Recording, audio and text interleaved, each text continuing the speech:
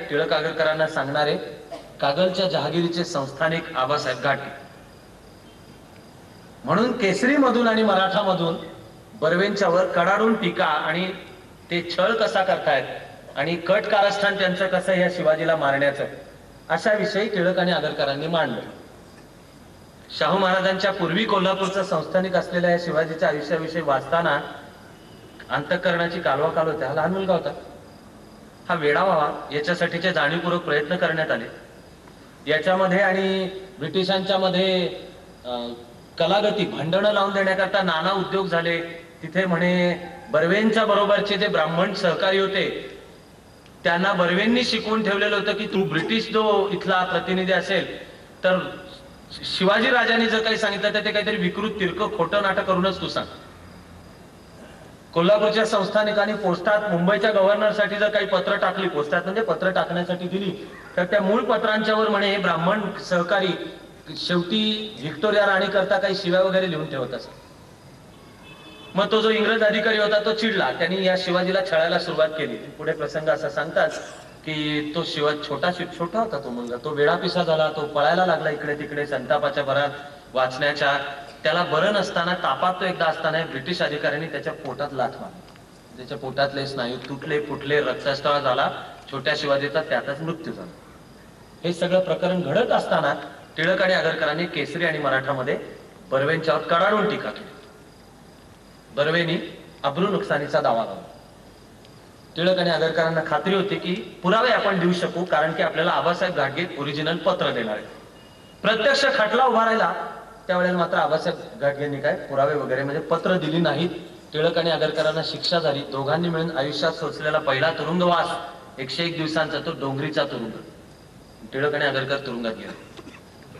आगरकरांनी पुढे म्हणून ठेवलंय की आम्ही तुरुंगात काय चर्चा करत असू रात्री उशिरापर्यंत, तर म्हणाले भविष्य काळातली आमची वाटचाल, शिक्षण, समाजाची स्थिती, स्त्रियांचं शिक्षण, स्वातंत्र्याचा लढा, संस्थानिकांचा पुढे काय होईल, जगामध्ये स्वातंत्र्याचा लढा भारताचा उभा करण्यासाठी आपण काय केलं पाहिजे, यावरनं होणाऱ्या चकमकी, भांडणं, वादविवाद आगरकर म्हणतात इतके वाढत असत मध्यरात्री उशिरापर्यंत की शेवटी शिपाई येऊन सांगायचे आम्हाला गप्पा बसा गप्पा बसा.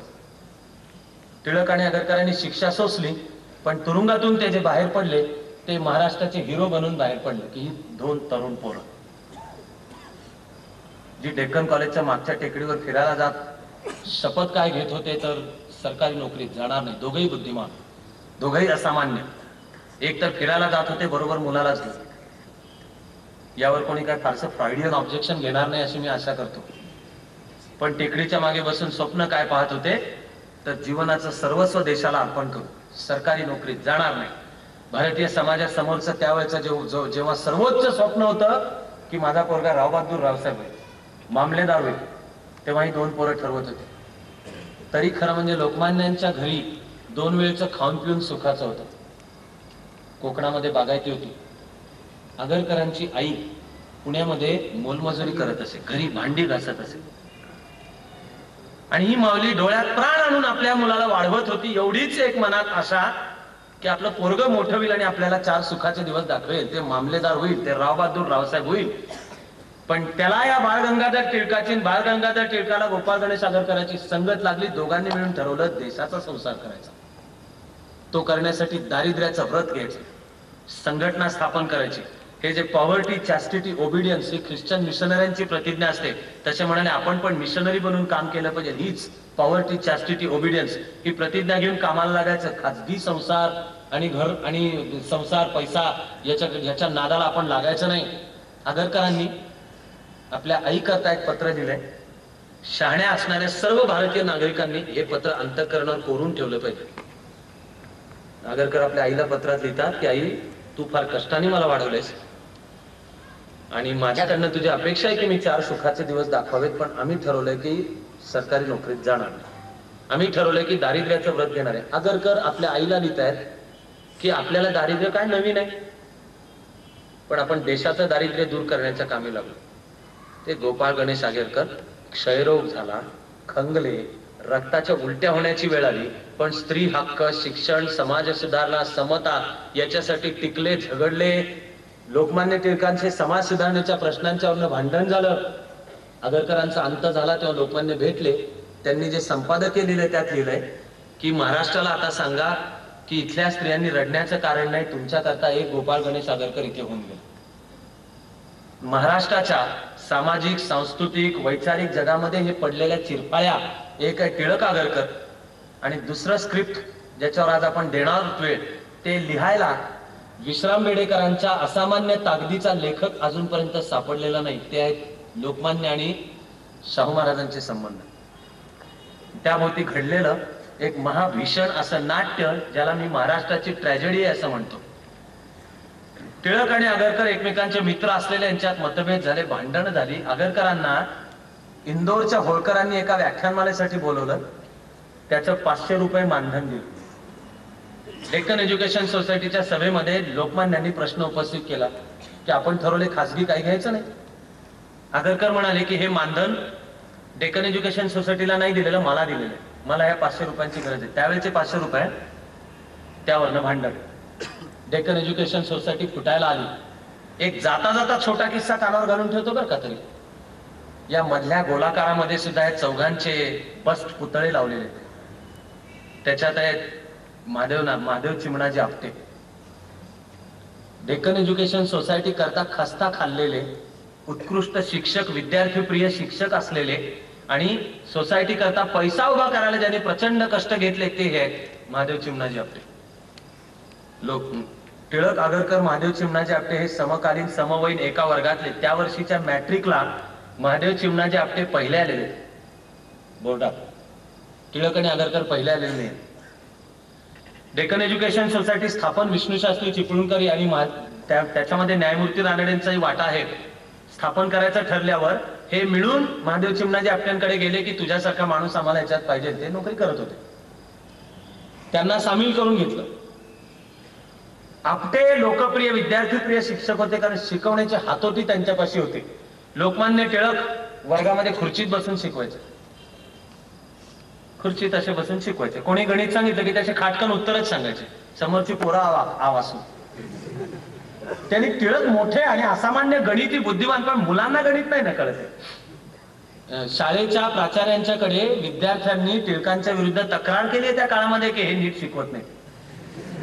आणि टिळक चिडले की इतकं साधं गणित त्यांना कळत नाही का, अक्कल आहे का काय या टाईपचं. इतकं साधं त्यांना कळत नाही, हे सोपं गणित आहे, फटकन सांगितलं पाहिजे. महादेव चिमणाजी आपटे उत्तम शिक्षक होते. त्यांना क्षयरोग डिटेक्ट झाला आणि उपचारासाठी पैसे नव्हते. आपटेंनी डेक्कन एज्युकेशन सोसायटीकडे अर्ज केला की माझा अंतकाळ जवळ आल्यासारखं मला वाटतंय, हे पगारात भागत नाहीये, मला औषधोपचारासाठी जास्तीचा पैसा द्या. डेक्कन एज्युकेशन सोसायटीने तो द्यायला नकार दिला. तिथपासून 2 महिन्यांनी महादेव चिमणाजी आपटे टीबी क्षयरोगाने गेले. डेक्कन एज्युकेशन सोसायटीत नंतर भांडण, ही आमची मराठी भांडणांची एवढ्या तेवढ्यावरनं अमृतुमरीला येण्याची परंपरा. लोकमान्यही महान आणि प्रिन्सिपल गोपाळ गणेश आगरकरही महान. ते झाले फर्ग्युसन कॉलेजचे प्राचार्य. आगरकरांनी सुधारक वेगळा त्यांना काढावा लागला. त्याच्यामध्ये त्यांनी लोकमान्यांचा उल्लेख गव्हाणीतलं कुत्र असा केला. म्हणून उत्तर देण्यासाठी लोकमान्यांनी आगरकरांचा उल्लेख माळावरचा महारोगी असा केला. आपल्याला आज हसणं परवडू शकतं, खरं म्हणजे हसण्याची गोष्ट ही अशी कालवा होते हे वाचताना सगळे. दोघंही महान. प्रश्नांकडे पाहण्याचा दोघांचा दृष्टिकोन पूर्ण वेगळा. अंतिमतः देशाचं हित दोघांच्याही लक्षात होतं का नाही, होतच ना. त्यांचा त्याग, त्यांची तपस्या, त्यांनी मांडलेले विचार यांच्याबद्दल कुठेच दुमत असण्याचं कारण नाही. प्राधान्याचा प्रश्न होता, आधी काय आणि नंतर काय. पण कमानीच्या टोकाला जाऊन हे दोघं भांडले त्या चिरफाळ्यात. शाहू महाराज आणि लोकमान्यांचा सुद्धा जो वाद ज्या प्रकारचा घडला तो याचा पुढची आवृत्ती आहे. मी मगाशी असा ओझरता जाता जाता उल्लेख केला की टिळक आगरकर या विषयावरचं विश्राम बेडेकर यांनी असामान्य नाटक लिहिले. विश्राम बेडेकर स्वतः महान साहित्यिक, महान कलावंत, असामान्य विचारवंत, पण त्यांना नाटकाचं स्क्रिप्ट लिहिण्याचं जे शास्त्र आहे ते सुद्धा अद्ययावत अवगत होतं. त्यांच्या हातून टिळक आणि आगरकर नावाचं असामान्य नाटक लिहून झालं. असा महाराष्ट्राच्या ट्रॅजिक वैचारिक एक अध्याय, त्याचं नाट्य लोकमान्य टिळक आणि शाहू या संबंधांमध्ये. 10व्या वर्षी दत्तक झाले, शिक्षण झालं, ते परदेशात न जाता राजकोटला झालं. मग 20व्या वर्षी प्रत्यक्ष राज्याभिषेक झाला आणि ते संस्थानिक झाले 1894. त्याचं केसरी मराठ्यांनी स्वागत केलंय. लोकमान्यांनी लिहिलेल्या अग्रलेखामध्ये म्हटलेलं आहे की शिवाजी महाराजांची हिंदुत्व रक्षणाची परंपरा पुढे चालू ठेवण्याचं काम शाहू महाराज करतील अशी आम्ही आशा करतो. ज्यांना हा तपशील माहीत नसेल त्यांना पुढच्या वाक्याचं आश्चर्य वाटेल, ते म्हणजे शाहू महाराज डेक्कन एज्युकेशन सोसायटीचे तहहयात अध्यक्ष होते.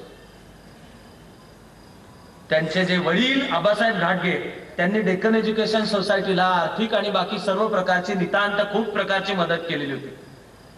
शाहू महाराज कोल्हापूरच्या गादीचे संस्थानिक राजे बनले याचं स्वागत केसरी मराठांनी, लोकमान्य टिळकांनी, त्यावेळच्या पुण्यानी याचं स्वागत केलं. आणि असं मानायला लागलं की निदान पहिली 5 वर्ष मैत्रीचे संबंध होते. शाहू महाराजांचे गुरु आहेत एक फ्रेझर नावाचे प्रिन्स गुरु, यांना ते आयुष्यभर मानत असत. शाहू महाराजांचं जेव्हा बडोद्याचे सरदार खानविलकर यांच्या मुलीशी लग्न झालं त्यावेळेला या गुरुवर्य फ्रेझर यांनी शाहू महाराजांच्याकडनं शब्द घेतला की तुम्ही आणि तुमच्याने जास्त म्हणजे मुलगी वयात येणे म्हणजे 18 वर्षाची होणे, त्यावेळेपर्यंत तुम्ही विवाह संबंध तिच्याशी ठेवता कामा नयेत हा शब्द द्या. तो शाहू महाराजांनी शब्द दिला, तो पाळला, तो शब्द पाळला. पण ब्रिटिश शिक्षणामध्येही संस्कार घेत असताना, शिकत असताना हे अत्याधुनिकतेचे कोणते संस्कार शाहू महाराज घेत होते? संस्थानिक झाल्यानंतरच्या पहिल्या वर्षांच्या मध्ये त्यांनी शाहूपुरी बसवणे, राधानगरीचं काम, धरणांचं काम, विधायक कामांना चालना दिली. असं मानायला जागा आहे की लपून छपून का विना पण क्रांती कार्याला सुद्धा शाहू महाराज त्या काळात मदत करत असत. कोल्हापूरमध्ये शिवाजी क्लब म्हणून एक स्थापन झाला. हा होता लोकमान्य टिळकांना हिरो मानणारे कोल्हापूर मधले तरुण. तिथे शिवजयंती साजरी झाली, त्या शिवजयंतीला शाहू महाराज होते सुद्धा. मग महाराष्ट्राच्या इतिहासातला आजही जो डाग आहे आणि आपण त्यांच्या समान व्हावे म्हणतो आहोत, यांचा अभ्यास करतो, आपण आजच्या या समाजातले कार्यकर्ते होऊयात म्हणतो, कारण आपल्याला आपल्या कामातून, आपल्या व्यक्तिमत्वातून, विचारातून, चळवळीतून आपल्याला हे मिटवून एकात्मता निर्माण करण्याचं काम आपल्याला करायचं आहे. ते वेदोक्त प्रकरण उद्भवलं आणि एका वेळी वेदोक्त आणि ताई महाराज प्रकरण यांचे ताणेबाणे एकमेकांमध्ये इतके विलक्षण भयंकर गुंतागुंतीचे आहेत की ते उस्कटून असे तुम्हाला नीट सांगणं हे सुद्धा माझ्या कौशल्याची परीक्षाच आहे. कोल्हापूरच्या गादीचे आध्यात्मिक गुरु होते बाबा महाराज. रँडच्या खुनाचा आरोप बाबा महाराजांच्यावर येईल अशी बाबा महाराजांना भीती वाटली आणि त्यांनी आत्महत्या केली. त्यांचे अंत्यसंस्कार घाई गडबडीमध्ये कसेबसे करण्यात आले. त्यांची जी पत्नी होती त्यांचं नाव ताई महाराज. बाबा महाराजांनी जे मृत्यूपत्र करून ठेवलं होतं त्याच्यामध्ये जे विश्वस्त सांगितले त्यातले एक मुख्य विश्वस्त होते लोकमान्य टिळक. मग कायदेशीर आणि घटनात्मक व्यवस्था ही होती की आता पुढे कोल्हापूरच्या गादीचे आध्यात्मिक वारस कोणी व्हायचं, त्या गादीवर कोणाला बसवायचं हे विश्वस्त सांगतील. ते जे ठरवतील त्याला कोल्हापूरच्या गादीची सहमती पाहिजे. ताई महाराजांची इच्छा होती, कोल्हापूर भागातच एक सिद्धेश्वर स्वामी म्हणून होते, त्यांचं एक मूल, त्याचं नाव जगन्नाथ महाराज. या जगन्नाथ महाराजला दत्तक घ्यावं. जगन्नाथ महाराज विषयी काही बरं मजकूर लोकमान्यांच्या कानावर नव्हता, त्यांना ते नको होते. लोकमान्यांचा कॅन्डिडेट होते बाळ महाराज म्हणून, बाळ महाराज व्हावेत म्हणून लोकमान्यांनी कोल्हापूरच्या गादीला म्हणजे शाहू महाराजांना कळवलं की आम्ही कोल्हापूरमध्ये येऊ, आम्हाला बाळ महाराज झाले पाहिजेत पुढचे वारस, तर ताई महाराज जे म्हणतात त्याला तुम्ही मान्यता देऊ नका. याविषयीचा पत्रव्यवहार चालू असण्याचा जो काळ आहे त्याच्या 1.5-2 वर्ष आधी सुद्धा या वेदोक्त प्रकरणाला तोंड फुटलं होतं. 1899चा ऑक्टोबर महिना भारतीय पंचांगानुसार कार्तिक आणि थंडीच्या दिवसात कार्तिक स्नानासाठी शाहू महाराज पंचगंगेमध्ये पहाटे पहाटे पंच उषकाली उतरले. त्यावेळेच्या राज्य व्यवस्थेमध्ये त्यांचे अधिकृत राजोपाध्ये असत. हा राजोपाध्ये होते नारायणराव पुरोहित राजोपाध्ये.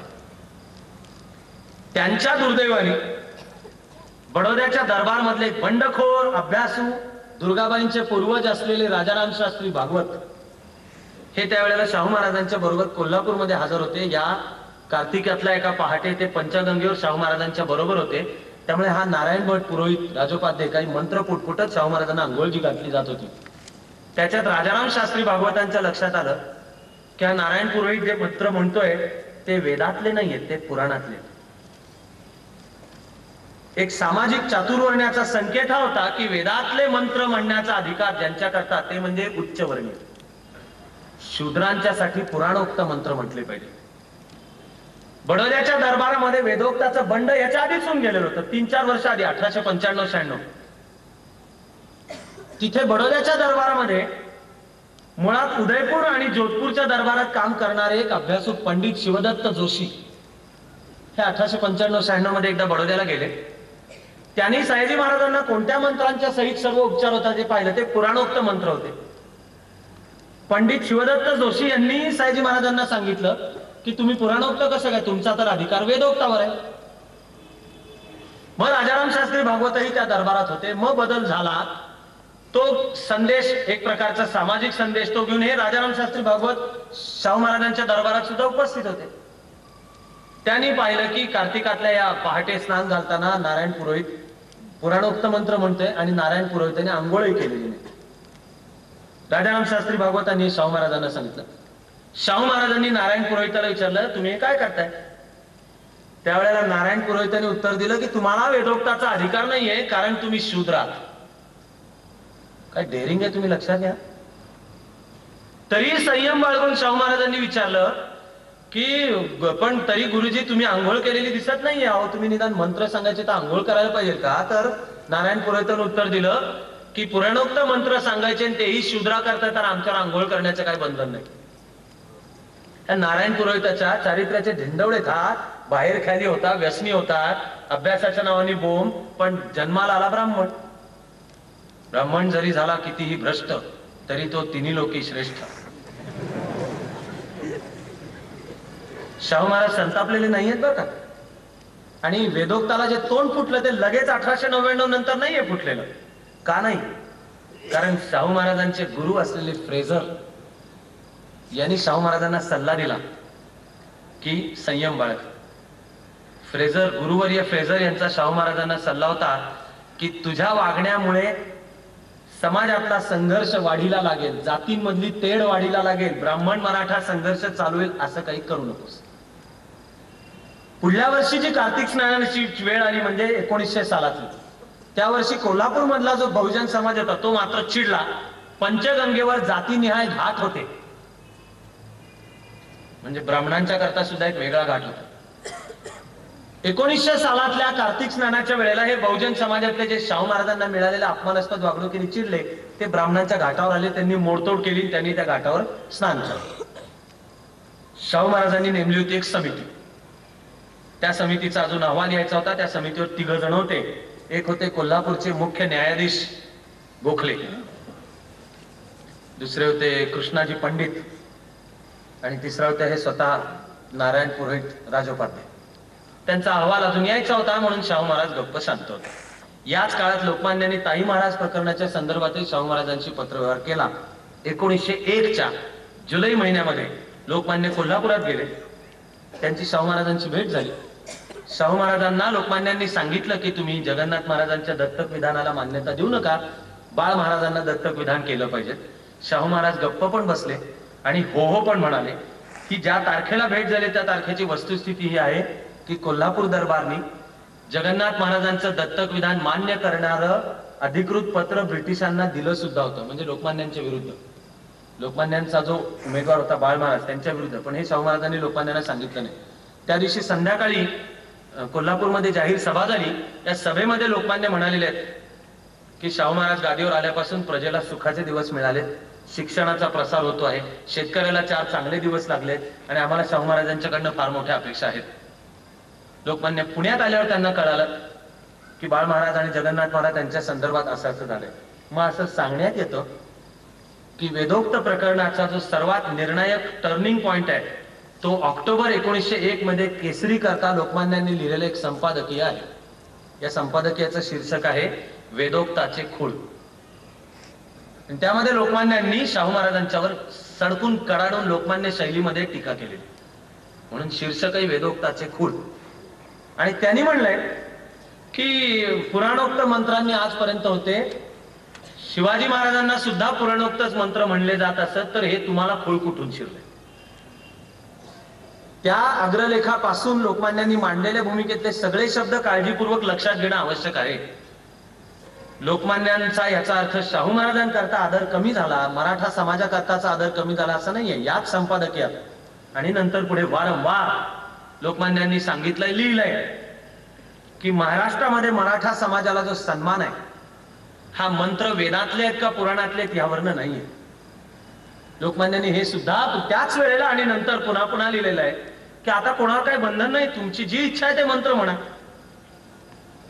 जर येऊन मॅक्स मुलर ते मंत्र शिकू शकतो, जर ब्रिटिश अधिकाऱ्यांना आम्ही त्यांच्या मांडीला बसतो आणि वेदांमधले मंत्र सांगतो, तर हे तर आमचेच आहेत. लोकमान्य म्हणाले पण तुम्ही पुरोहितांच्यावर बंधन नाही आणू शकणार की त्यांनी तेच मंत्र सांगितले पाहिजे. म्हणजे म्हणलं तर क्लेवर, स्मार्ट, हुशार, वकिली व्यक्ती असेल, पण शीर्षक वेदोक्ताचे खूळ. आजपर्यंत वाद चालू आहे की हे संपादकीय लोकमान्यांनी स्वतः लिहिलं होतं का. वृत्तपत्रामध्ये संपादकीय हे त्या वृत्तपत्राचं धोरण म्हणून येतं आणि दरवेळेला त्या वृत्तपत्राचा अधिकृत संपादकच ते लिहित असतो असं नाही.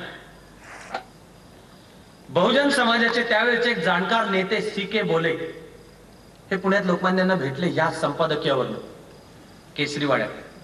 त्यांनी विचारलं की तुम्ही असं कसं काय लिहिलं. त्यावेळेला सी.के. बोलेंना लोकमान्यांनी सांगितलंय की ते आमचं अंतर्गत आहे, लिहिलेलं मी स्वतः तो लिहिलेलं नाही, ते आमचं अंतर्गत आहे.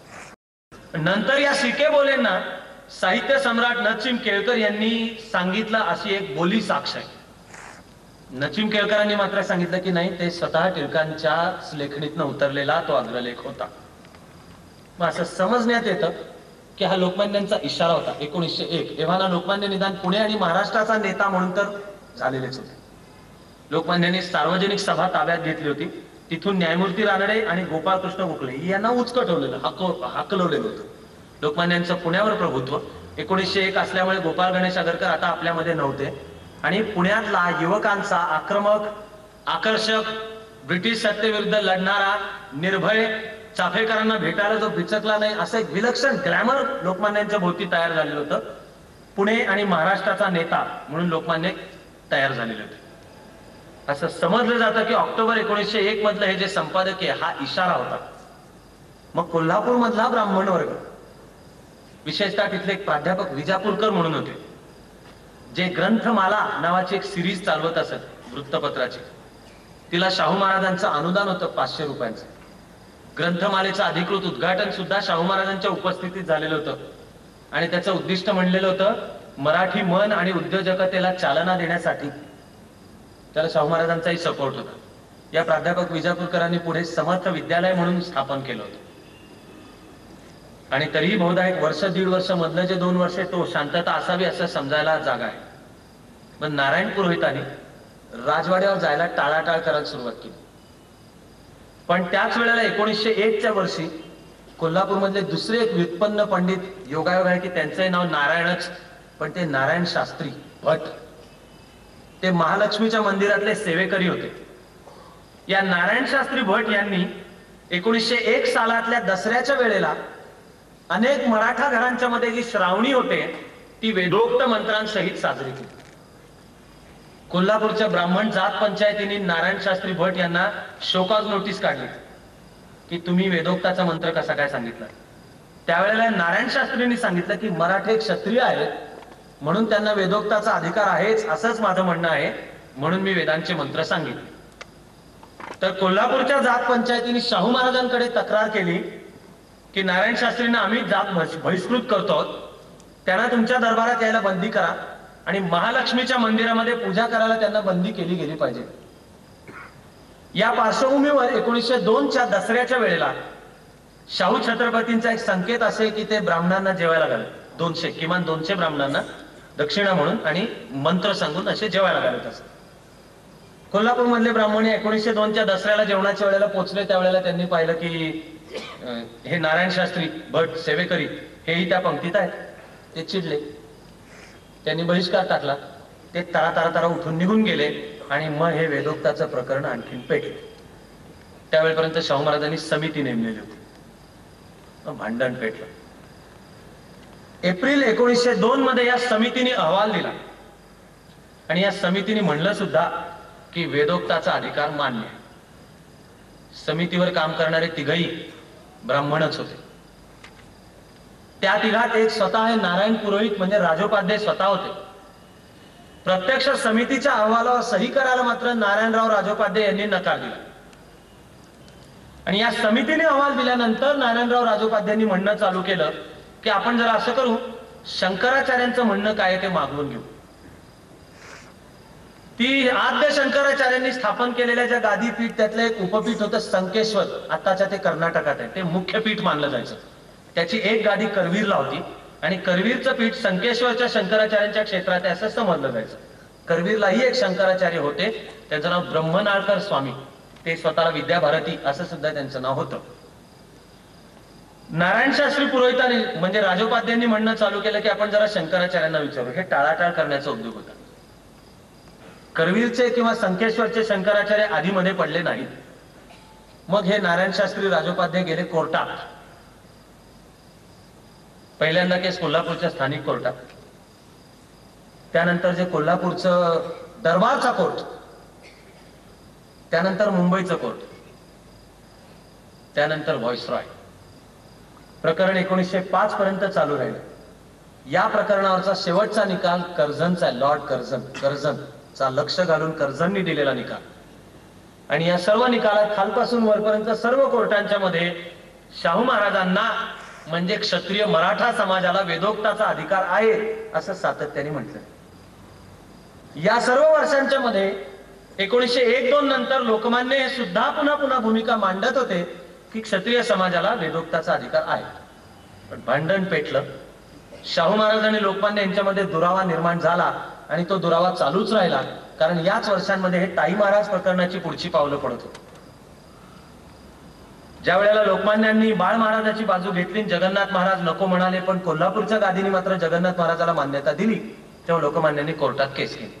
खालच्या कोर्टातली केस लोकमान्य हारले, कारण ती चालू ती ब्रिटिश अधिकारी ऍस्टन याच्या समोर. ऍस्टनची शाहू महाराजांची भेट झाली आणि शाहू महाराजांना लक्षात आलं की लोकमान्य टिळकांना अडचणीत आलेलं हे सोयीचं बरं आहे, ताई महाराज प्रकरण आपण टाळून देऊ.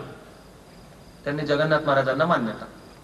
ऍस्टननी उलट दिलेल्या निकालात म्हणलं की लोकमान्यांनी मूळ कागदपत्रात खाडाखोड करून संपत्तीच्या लोभाने ते विश्वस्त कागदपत्र म्हणजे बाबा महाराजांचं मूळ हे केलेलं आहे, तर लोकमान्यांच्यावर फौजदारी खटला भरावा. तेव्हा शाहू महाराज खुश झाले अशी नोंद आहे इतिहासात. एकूण मिळून ताई महाराज प्रकरण पुढे 1920 सालापर्यंत चाललं.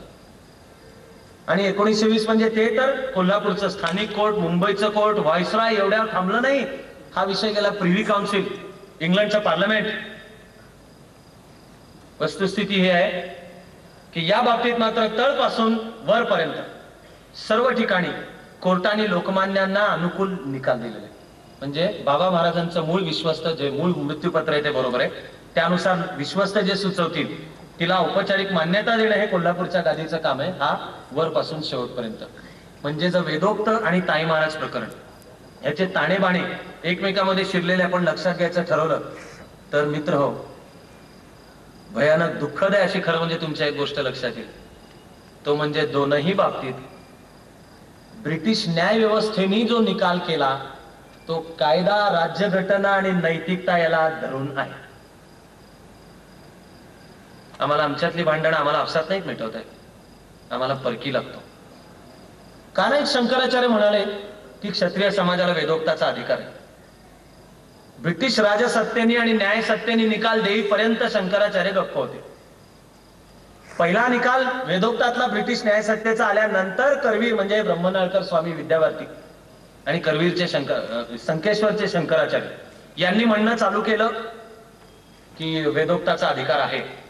1905च्या वेळेला तर लोकमान्यांचं हे संपादकीय परत केसरीमध्ये की हे वाद आता अस्थानी आहेत, आपण मिटवून टाकले पाहिजेत आणि उलट गुणवत्तेवर आधारित नव्या समाजाची रचना वारंवार लोकमान्य यानंतर सांगतायत की शिवाजी महाराजांनी जी निर्माण केली त्यावर आपण गेलं पाहिजे, पण चिरफाळ्या उडाल्या.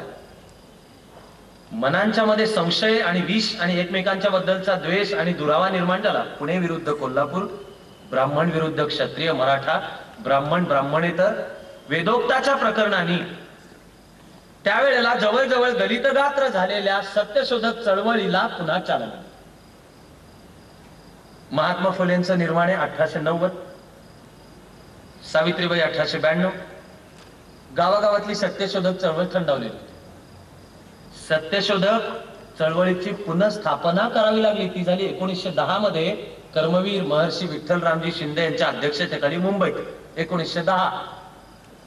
या वेदोक्ताच्या वेळेला जी ब्राह्मणेतर समाजामध्ये जागृती झाली तिचं न कळत का होईना पण नेतृत्व शाहू महाराजांच्याकडे गेलं. शाहू महाराजांनी सत्यशोधक उचलून धरलं, सत्यशोधक समाज म्हणून. पुढल्या वर्षी 1911 मध्ये कोल्हापूरमध्ये श्री आणि त्यांनी ब्रिटिश आधिपत्याखाली काम करणं मनाने ऍक्सेप्ट केलेलं होतं. आपण पारतंत्र्यात आहोत याबद्दल शाहू महाराजांच्या जीवाची काही तगमग होताना कुठे दिसत नाही. ती एक वेळ सयाजी महाराजांची होत होती, लोकमान्य टिळकांची होत होती. मुजरा करायला सयाजी महाराज नाही म्हणत होते, पण त्या 1902 सालातल्या दरबारामध्ये लंडनमध्ये शाहू महाराज उपस्थित होते. दिल्लीच्या यात्रेमध्ये मिरवणुकीत सामील व्हायला सयाजी महाराज नाही म्हणत होते, पण त्याच्यात शाहू महाराज होते. राजकीय मवाळ पण सामाजिक क्षेत्रामध्ये जहाल हे स्वीकारण्याने शाहू महाराजांची किंमत कमी होत नाही. आपण इतिहासाचे, वर्तमानाचे, विचारांचे अभ्यासक या नात्याने उलट आदर बाळगूनच पण आता आपण कसं वागलं पाहिजे यातून शिकणं हे अधिक मोलाचं आहे. मंडालेतून परत आलेल्या लोकमान्य त्यांच्यावर कोल्हापूर दरबारने बहिष्कार टाकला. संपूर्ण चिरोल प्रकरणामध्ये सुद्धा शाहू महाराजांनी व्यक्तिशः लक्ष घालून आणि कोल्हापूर दरबारनी व्हॅलेंटाईन चिरोलला मदत केली. याला एकच अतिशय महत्वाचा अपवाद आहे, तो म्हणजे जेव्हा मुंबईच्या हायकोर्टामध्ये केस उभी राहिली आणि लोकमान्यांचे वकील होते करंदीकर, दादासाहेब करंदीकर. शाहू महाराजांनी नेमलेले जे दिवाण होते भास्करराव जाधव यांची साक्ष चालू होती आणि करंदीकरांनी भास्करराव जाधवांना प्रश्न विचारला की सगळी गुप्त कागदपत्र चिरोलला द्या असा आदेश मुंबईच्या गव्हर्नरनी कोल्हापूरच्या छत्रपतींना दिला होता का नाही. अशी 2 पत्र आहेत. भास्करराव जाधव म्हणले नाही अशी काही पत्र नाही. त्यावेळेला करंदीकरांनी ती ओरिजिनल 2 पत्र काढून कोर्टात उपस्थित केली आणि भास्करराव जाधवांना हा शॉक होता. त्यांनी आल्यानंतर दरबारमध्ये हे विचारलं हे कसं काय झालं. ही आठवण प्रबोधनकार ठाकरे यांनी लिहून ठेवली. ते शाहू महाराजांच्या दरबारात होते, शाहू महाराजांचे सहकारी होते. समतेच्या चळवळीमध्ये शाहू महाराजांच्या उजव्या डाव्या हातांच्या मधले एक म्हणजे प्रबोधनकार ठाकरे. भिक्षुकशाहीचे बंड हे जे प्रबोधनकार ठाकरेंचं पुस्तक आहे हे शाहू महाराजांच्या साह्याने मदतीने पुस्तकाच्या प्रकाशनाला पैशाची मदत सुद्धा शाहू महाराजांनी केलेली. शाहू महाराज प्रबोधनकार ठाकरेंना कोदंड म्हणत असत. तर भास्करराव जाधव, प्रबोधनकार ठाकरे आणि शाहू महाराजांची चर्चा झाली की हे अचानक घडलं कसं काय. त्यावेळेला शाहू महाराजांनी हसत हसत सांगितलं की टिळक माझा असेल शत्रू ते आरे जारे म्हणत असत. ही मराठी शैली आहे बरं का. मराठीमध्ये राजाला सुद्धा आर राजा म्हणतात. हा अपमान नसतो, हे उलट जवळीक आहे. शाहू महाराज सांगतात की टिळकाला तो माझा शत्रू असला तरी तो देशाच्या स्वातंत्र्यासाठी लढतोय, त्याला मदत करणं माझं कामच आहे. म्हणून चिरोल केसमध्ये ज्याची मदत होईल अशी. पण हे विष शेवटपर्यंत आपल्याला दिसून येतं, शेवटपर्यंत दिसून येतं. कारण पुणे आणि नंतर महाराष्ट्रामध्ये आणि भारतामध्ये लोकमान्यांच्या काही सभा उधळण्याचे उद्योग 1919-20 मध्ये चालतात. त्याचा प्रारंभ पुण्यातून आहे. मला काही वेळा वाटतं की लोकमान्यांच्या जीवाची केवढी कालवा झाली असेल तुम्ही लक्षात घ्या. पुणे महाराष्ट्र आणि भारताचा अनभिषिक्त सम्राट लाल बाल पाल मधले सुद्धा बिपिनचंद्र पाल नंतर इंग्लंडमध्ये जाऊन सेटल झाले. लाला लजपतराय यांना जन्मठेप पण हद्दपारीची सजा झाली आणि ते भारताबाहेर गेले. नंतर ते 1927 पर्यंत होते, पण अथकपणे सह्याद्रीच्या शिखरासारखा न झुकलेला न थकलेला असामान्य अजब माणूस म्हणजे लोकमान्य टिळक होते. खऱ्या अर्थाने बहुजन समाजाचा पहिला नेता, तेला तांबोळ्यांचा पहिला नेता, कामगारांचे संप घडवलेला पहिला नेता, शेतकऱ्यांना फॅमिन कोडची जाणीव करून देऊन त्यांच्या हक्काविषयी लढणारा पहिला नेता. दुष्काळ पडला त्यावेळेला केसरी मधून त्यांनी फॅमिन कोड मांडलं. लोकमान्यांचे कार्यकर्ते खेडोपाडी केसरीचे अंक घेऊन जात असत आणि पारावर शेतकऱ्यांच्या सभा भरवून दुष्काळ पडलाय तर तुमचे हक्क काय हे जनसामान्यांना शिकून देत जनसामान्यांचा पहिला नेता लोकमान्य टिळक.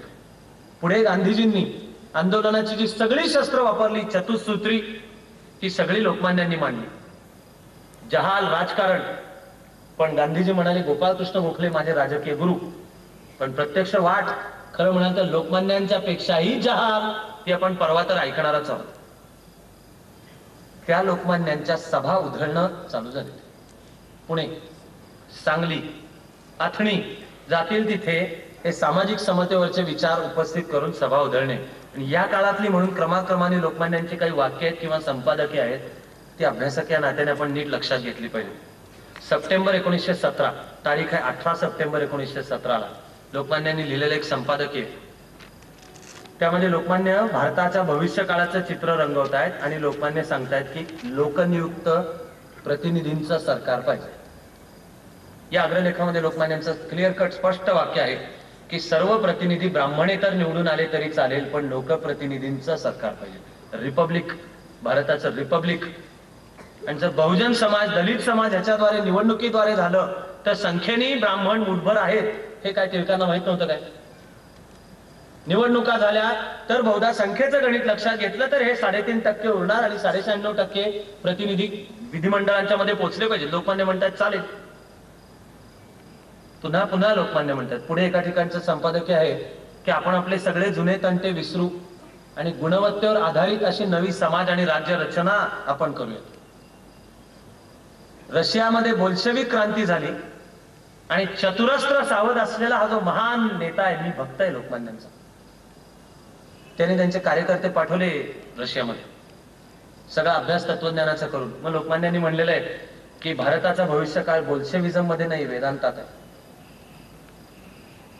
दुःखद गमतीची गोष्ट ही आहे की शाहू महाराज सुद्धा वेदांताला भारताचं राष्ट्रीय तत्वज्ञान म्हणत असत. पुढे सत्यशोधक समाजामध्ये सुद्धा अंतर्गत भांडणं चालू झाली. शाहू महाराजांच्या दरबारामध्ये सुद्धा त्यांच्याच माणसांच्या मध्ये अंतर्गत भांडणं चालू झाली. काही वेळा हे दरबार पॉलिटिक्स नको वाटतं वाचायला सुद्धा. किती गलिच्छ, किती साध्या, किती संकुचित. शाहू महाराज महान, त्यांची विजन महान, पण ती बरोबरचे कार्यकर्ते कुठल्या कुठल्या मुद्द्यांच्यावरनं भांडतायत. महाराजांच्या दरबारात 2 तट पडले. तो एक होता आहे भास्करराव जाधव विरुद्ध खंडेराव गायकवाड. वदंता कवीना अशी होती की शाहू महाराजांची सहानुभूती खंडेराव गायकवाड गटाला आहे. खरं म्हणजे भास्करराव जाधवांच्या तरुण वयात पुण्यामधल्या बहुजन समाजाचे त्यावेळेचे एक नेते गंगाधरराव म्हस्के यांना सल्ला विचारून शाहू महाराजांनी त्यावेळी 25शीत असलेल्या या भास्करराव जाधवांची निवड केली होती दिवाण व्हायला. बहुजन समाजाला अधिकार देणं चालू केलं होतं. पण भास्करराव जाधव आणि खंडेराव गायकवाड यांच्यात आपसात भांडण चालू झालं. एकमेकांवर कुरघोडी करण्याच्या नादात मूळ मुद्दाच विसरले. भास्करराव जाधव सत्यशोधक समाजाचे अतिशय आक्रमक कार्यकर्ते होते. त्यांच्या सहकाऱ्यांच्या मधले एक म्हणजे अण्णासाहेब लठ्ठे. मग एक कुभांड रचण्यात आला अशी कहाणी सांगतात. ती दुःखद अर्थाने लक्ष द्यावी अशी महत्वाची. शाहू महाराजांनी जी कोल्हापूरला अनेक बोर्डिंग स्थापन केली होती, त्या एका बोर्डिंग मध्ये हा मुलगा होता भाऊराव पाटील, हे कर्मवीर. त्या बोर्डिंग मध्ये शिकत होते. कोल्हापूरमध्ये जे पुतळे होते त्याच्यात एडवर्ड, राजपुत्र एडवर्ड आणि अलेक्झांड्रा प्रिन्सेस यांचे पुतळे होते. एका वन फाईन इव्हनिंग या पुतळ्यांना डांबर फासलं गेलं. कोल्हापूरची हवा तापली. हे डांबर कोणी फासलं आणि मग वदंता अशी पसरत गेली की डांबर फासण्याचा उद्योग अण्णासाहेब लठ्ठेंनी केला. म्हणून मी बाजू उचलून धरली खंडेराव गायकवाडांच्या गटाने की अण्णासाहेब लठ्ठेंना लटकवा. अण्णासाहेब लठ्ठे कोल्हापूर दरबारातून पळून गेले, जाऊन सांगलीला राहिले. सांगलीचे पटवर्धन संस्थानिक त्यांनी त्यांना आश्रय दिला. अण्णासाहेब लठ्ठेंना लटकवावं याकरता कर्मवीर भाऊराव पाटील यांना अटक करण्यात आली. ते विद्यार्थी होते बरं का, बोर्डिंगवरचे लहान विद्यार्थी होते. यांना अटक करण्यात आली. यांना अटक करून त्यांच्यावर खोटा आरोप आणण्यात आला की प्रिंटिंग प्रेस आहे ते जाळण्यात तुझा वाटा होता. मग त्यांना असं कोल्हापूर पोलिसांनी सांगायला सुरुवात केली की अण्णासाहेब लठ्ठ्यांनी मला पुतळ्यांना जाऊन डांबर लाव असं सांगितलं, अशी तू साक्ष देत तर तुला सोड. भाऊराव पाटील शेवटपर्यंत म्हणत राहिले नाही करणार. गावी त्यांच्या आईकडे ही तक्रार गेली. आईला सांगितलं गेलं. आई सुद्धा म्हणली माझा मुलगा मरेल पण खोटं बोलणार नाही. कोल्हापूरच्या पोलिसांनी भाऊराव पाटलांचा अनन्वित असा छळ केला. मारणे, टायर मध्ये घालून, उलट टांगून, चापकानी फोडून काढणे ही साक्ष द्या याकरता. पण कर्मवीर भाऊराव पाटील या सगळ्याला पुरून उरले. त्यांनी शेवटपर्यंत अण्णासाहेब लठ्ठेंच्या विरुद्ध साक्ष दिली नाही. शाहू महाराजांची स्वारी एक दिवस रस्त्याने जात असताना भाऊराव पाटलांची आई आडवी आली, महाराजांच्या पाया पडली. ती जी स्टँडर्ड दुःखद अंतःकरणाची कालवाकालव करणारी मराठी शब्दरचना आहे की महाराज मी पदर पसरते, भीक मागते, हातापाय पडते, माझ्या मुलाला जीवदान द्या, ते शाहू महाराजांच्या कानावर गेलं. मग शाहू महाराजांनी आदेश काढले, तरी प्रश्न लगेच मिटला नाही. दुसऱ्यांदा पुन्हा एकदा कर्मवीरांच्या आईला भेटावं लागलं, तेव्हा प्रश्न मिटला. कर्मवीर सुटले, पण ही त्यांची सत्व परीक्षा होती. कर्मवीर भाऊराव पाटलांच्या बहुजन समाजामध्ये शिक्षणाचा प्रसार करण्याच्या सर्व कार्याचं प्रेरणास्थान शाहू महाराज आहे. बोर्डिंग आहे.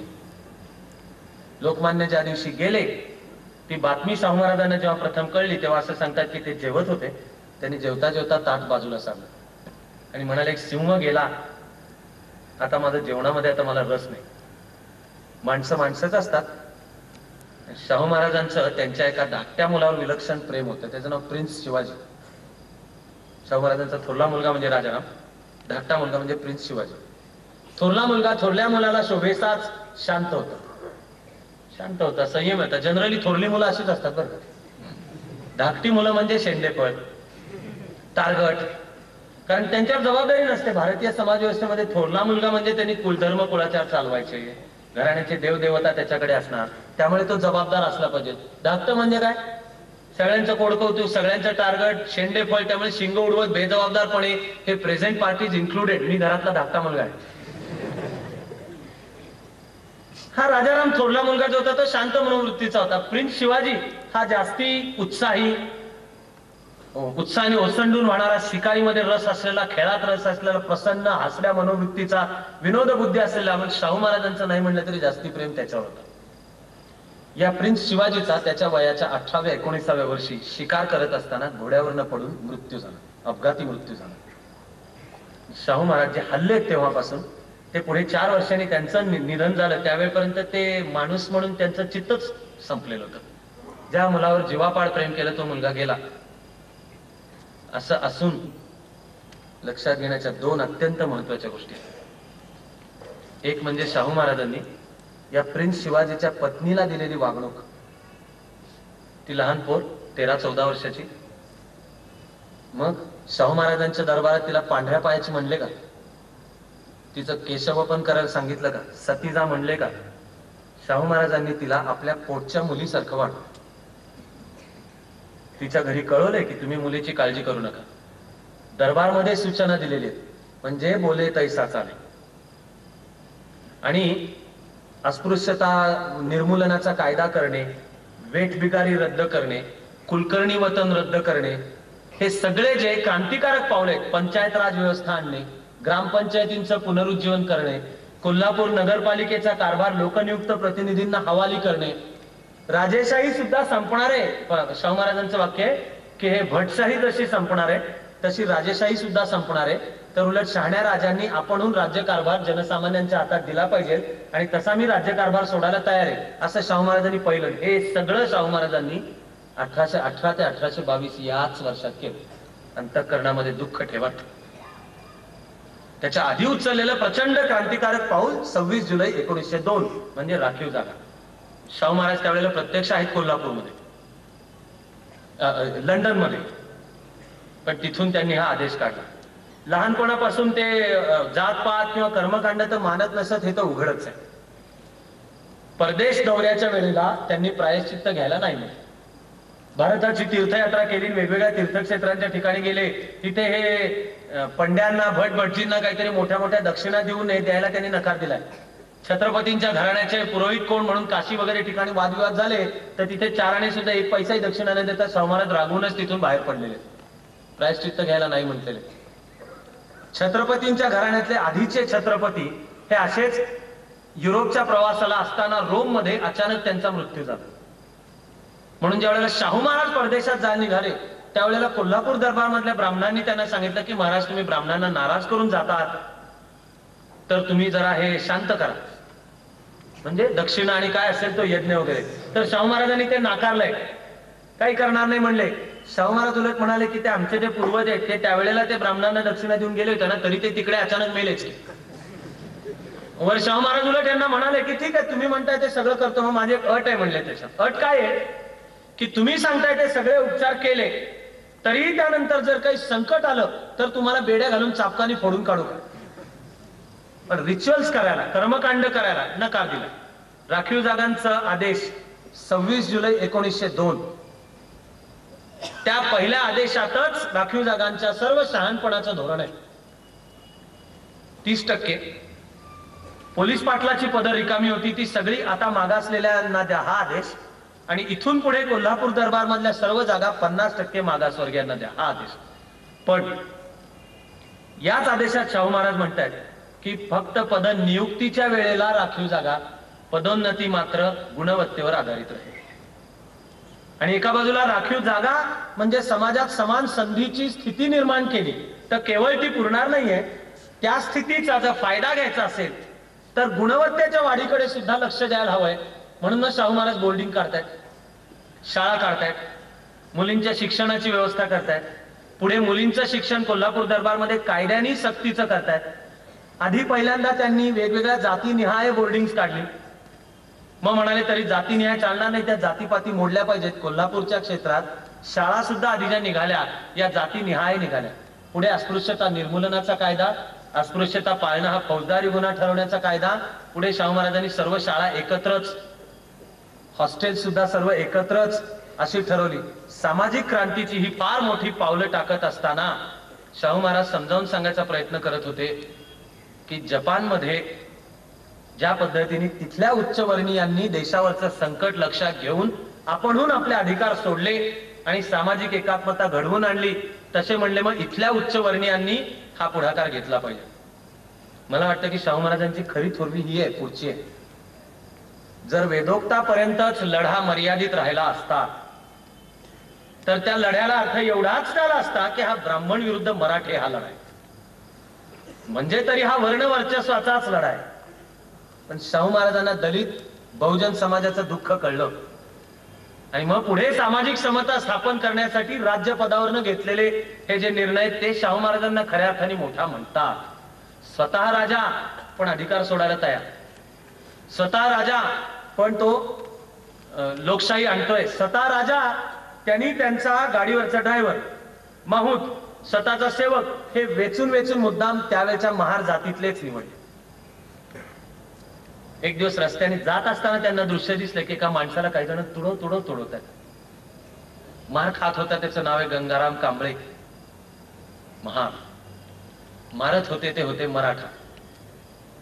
शाहू महाराजांच्या राज्यामध्ये तू महार आहेस, तू महार, महार फार माजवी टाईपची जी वाक्य असतात, म्हणून मार खाणं कसं चालणार आहे. शाहू महाराज स्वतः समोर. आता कारण काय सांगायचं. मग त्यांनी गंगाराम कांबळेवर एक चोरीचा आरोप आणला.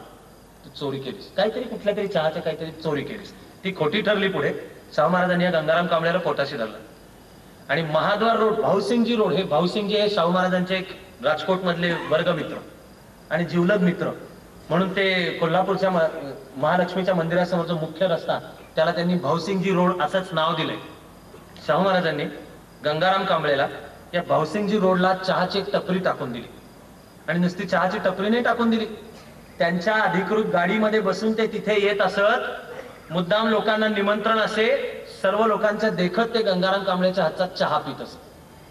आज 100 वर्षांनंतर ऐकायला ह्या कानाला गोष्टी सगळ्या साध्या वाटतील, पण तत्कालीन समाज व्यवस्थेमध्ये भल्या भल्या माणसांनी या असल्या गोष्टी करायला नकार दिलाय किंवा केल्या तर प्रायश्चित्त घेतले.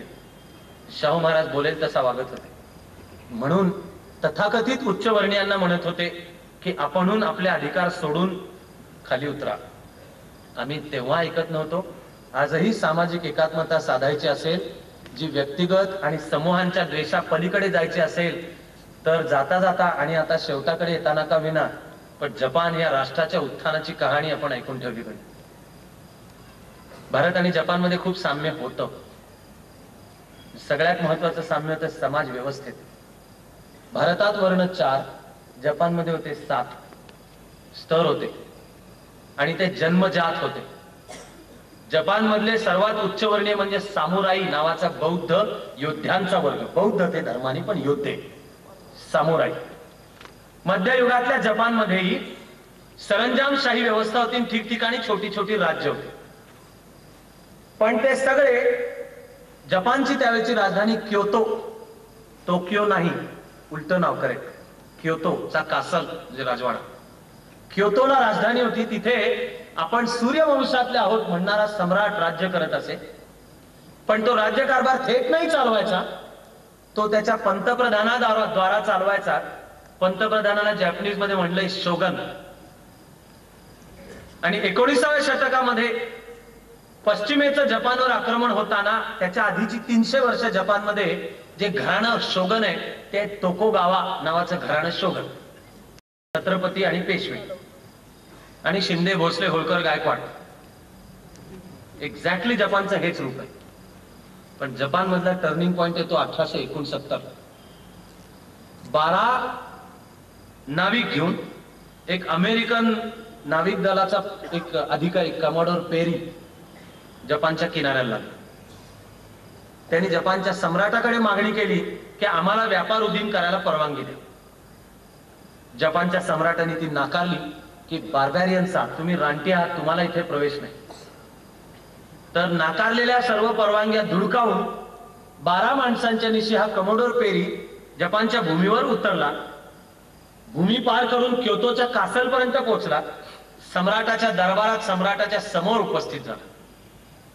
जपानच्या राष्ट्रीय जाणीवेला हा शॉक होता की सम्राटाने नाकारलेलं असून कमोडोर पेरीचं मिशन सम्राटापर्यंत येतं आणि मग जपानच्या सम्राटावर जो दबाव येतो त्यापायी त्याला व्यापार उदीम खुला करावा लागतो, ओपन डोअर पॉलिसी. एवढं पुरलं जपानला. सर्व सरंजामदारांनी आपापले अधिकार सोडले. तोकुगावा रेजिमचे जे शोगन आहेत ते आपण पदावरनं खाली उतरले. 1869 मध्ये जपानमध्ये रक्तहीन पण नियोजनपूर्वक क्रांती झाली. या क्रांतीला मेजी पुनःस्थापना, मेजी रेस्टोरेशन, मेजी म्हणजे राजा सम्राट, पण मेजी या शब्दाचा जॅपनीज मधला अर्थ आहे सूर्याचा पुत्र असलेला, सूर्याच्या वंशाचा असलेला सम्राट. त्या सम्राटाची स्थापना केली. जपाननी 1869 पासून पुढे जाणीवपूर्वक जाती व्यवस्था संपवली, आंतरजातीय विवाह लावले. जपानच्या सम्राटाने एकामागून एक आदेश, आणि ते आदेश सगळा जपान ऐकतोय.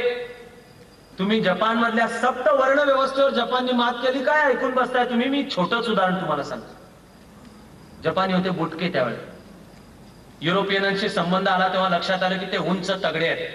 कशामुळे म्हणले? त्यांनी आहारशास्त्राचा अभ्यास केला. जपानच्या सम्राटाने वेचून वेचून जपानी तरुण मुलं अमेरिका आणि कॅनडामध्ये पाश्चात्य ज्ञान शिकण्यासाठी पाठवली. पण हे सांगून पाठवले की ते ज्ञान घ्या, परत या, तुमच्या सर्व ज्ञानाचा उपयोग जपान या राष्ट्राच्या उत्थानासाठीच झाला पाहिजे. ती सगळी जपानी तरुण मुलं गेली अमेरिकेमध्ये शिकली, पण सगळीच्या सगळी जपानमध्ये परत आली. 25 वर्षाच्या 1869 मध्ये सुरुवात करून 25 वर्षाच्या आत त्यावेळेचा जपान ही जगातली एक महासत्ता बनू शकली होती. ती जाज्वल्य राष्ट्रीयत्वाची भावना आहे.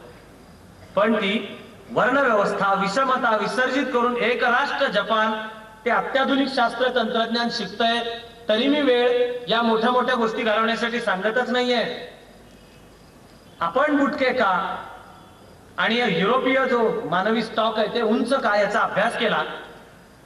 आणि मग जपानी सम्राटाने संपूर्ण जपान करता एक आदेश काढला. आदेश होता डाएट बदलायचं, खाणं पिणं बदलायचं. आपलं जे काही खाणं पिणं त्यामुळे आपण हे असे गुटके राहतो. खाणं पिणं बदलायचं एका पिढीत. हे शास्त्राने शास्त्रीय संशोधनाच्या आधारावर मांडून ठेवलेला अभ्यास आहे. एका पिढीमध्ये जपानची राष्ट्रीय सरासरी उंची 5 इंचांनी वाढली. 5 इंच. 5 इंच थोडी थोडकी नाही, ती एकट्या दुकट्याची नाहीये. दूध पी, केळी खा, व्यायाम कर, जॉगिंग कर, पुलअप्स काढ.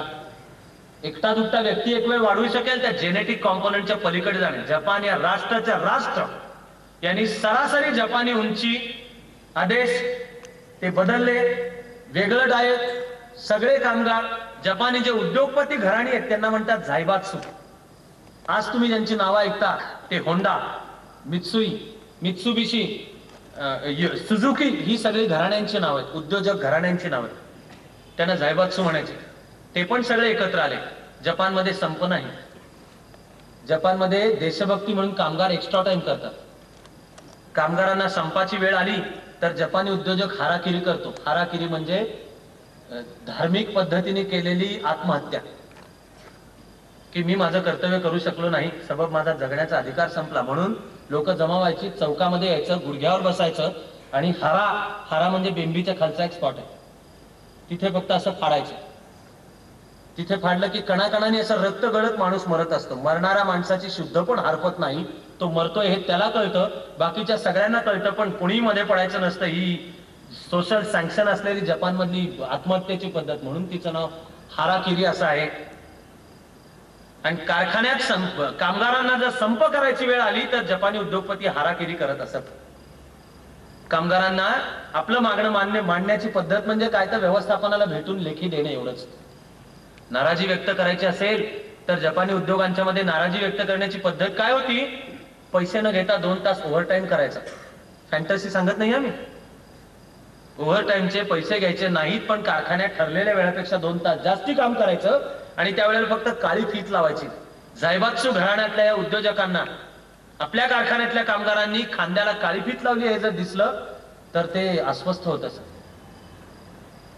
गोष्ट खूप नंतरच्या काळातली आहे, पण 1919च्या मंदीमध्ये जेव्हा सोनी कॉर्पोरेशन बंद पडायला आलं आणि तोट्यात चाललं, तिचा संस्थापक आकी मॉरिता, त्याचं आत्मचरित्र मेड इन जपान म्हणून प्रसिद्ध झालेलं आहे, सर्वांनी ते वाचलं पाहिजे. त्याला अनेक व्यवस्थापन शास्त्रातल्या तज्ञांनी, जाणकारांनी सांगितलं की तुझा तोटा कमी करायचा एकमेव उपाय म्हणजे कामगारांना ले ऑफ दे, सुट्टी दे.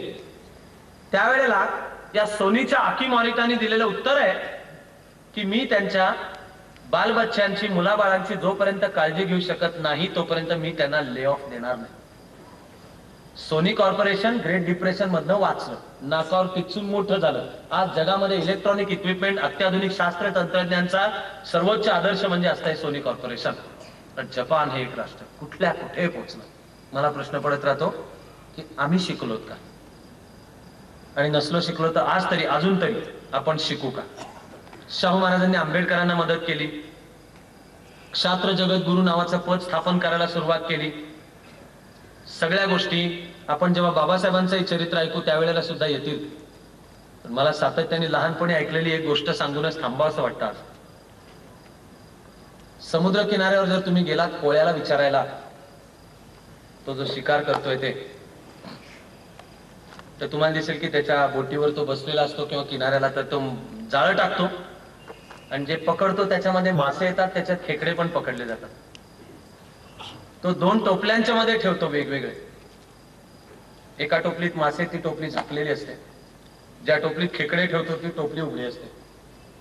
तर कोळी दादाला जाऊन विचारा की तू असं काय करतोयस, तर तो आपल्याला सांगेल की मासे जेव्हा मी टोपलीत ठेवतो ते मेलेले नसतात, ते तडफड करत उड्या मारून टोपलीच्या बाहेर, बोटीच्या डेकवर आणि पाण्यामध्ये पडायचा प्रयत्न करत असतात. अशा वेळेला ते जेव्हा उडी मारायचा प्रयत्न करतात तेव्हा खाली इतर जे मासे असतील टोपलीत, ते उडी मारणाऱ्या एका माशाला मदत करतात की बाबा आम्ही मरतो तसं दिसतंय, तू तरी जा, वाच. पण खेकड्याची टोपली झाकावी नाही लागत, कारण त्याच्यात एक खेकडा वर जायला निघाला तर बाकीचे 3 मिळून त्याला खाली ओढतात.